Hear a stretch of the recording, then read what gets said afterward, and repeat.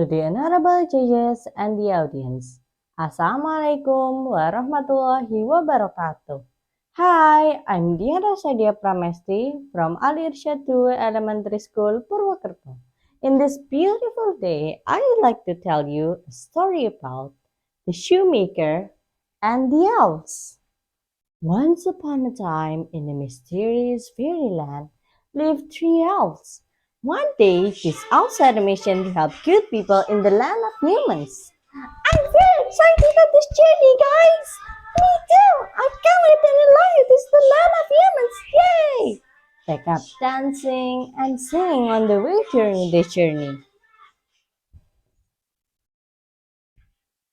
Meanwhile, in the land of humans lived an old man and his wife. They were poor but generous. They often helped others in any situation. The old man was a shoemaker.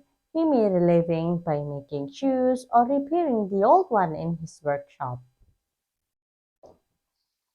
One day, the old shoemaker only had a little money to buy leather for making just one pair of shoes.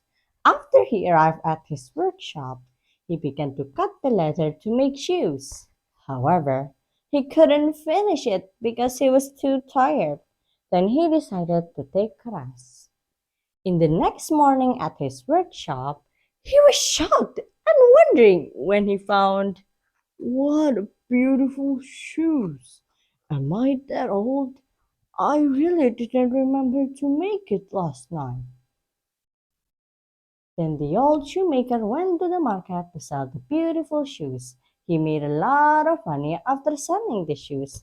He could buy more leather to make shoes. In the afternoon, he worked again in his workshop. He cut the leather and made patterns. He decided to finish it tomorrow and left the rest of his work on the table. In the early morning at his workshop, he was shocked and wondering when he found, what? Another beautiful shoes! How could be there? I'm sure I didn't finish it last night. So, who made the shoes? He couldn't solve the mystery. How about you? Still wondering, the shoemaker went to the market to sell the beautiful shoes. The shoes were beautiful and had good quality, so he could easily sell them and got a lot of money, more than before. That night, he decided to tell his wife about what happened on that day. This situation happened again and again for a long time. The old shoemaker could earn more money by selling the shoes and became rich. However, he kept doing charity and helped others with his wealth. One day, the old shoemaker and his wife wanted to solve the mystery. They were so curious. Who made the shoes? One night, they decided to hide in the closet in his workshop. They were determined to find out who was the mysterious shoemaker. When the time had passed at night, suddenly the window opened. Hearing the noise, the old shoemaker and his wife jumped out and had a sneak peek. They couldn't believe their eyes. They rubbed their eyes and looked again. And what did they see? Can you guess? Yes, that's right. There were three elves on the table. They were dancing, singing, and working at the same time. One of them cut the leather, one was sewing, and the other one was gluing it together. Then they tied the laces and polished the shoes. The elves were working so fast that with the flick of an eye, there were countless pairs of shoes perfectly made on the table. We have finished, guys. They were beautiful shoes, said one of the elves. Come on, let's leave before someone wakes up.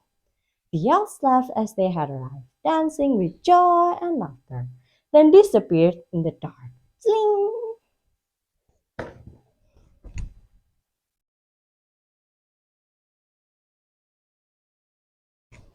The old shoemaker and his wife stepped out of the hiding place. They agreed to thank the elves for what they had done. My dear, I saw their clothes were dull and torn. I think we should make new clothes and delicious food for them, said his wife. Therefore, the following night, when the elves arrived at the workshop, they found the new clothes and delicious foods on the table. They were so happy. Look, new clothes and foods for us! Wow, yummy! Then they changed their clothes and had dinner. After they had finished, the elf jumped out from the window, then disappeared in the dark. They never came back after all.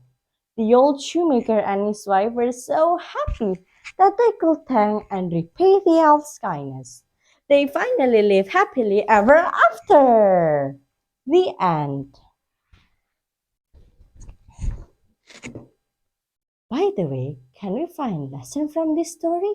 Of course, we can learn that we should be grateful to every bless and kindness we get, because every kindness will be rewarded as kindness, as it is mentioned in Al-Quran letter Ar-Rahman number 60.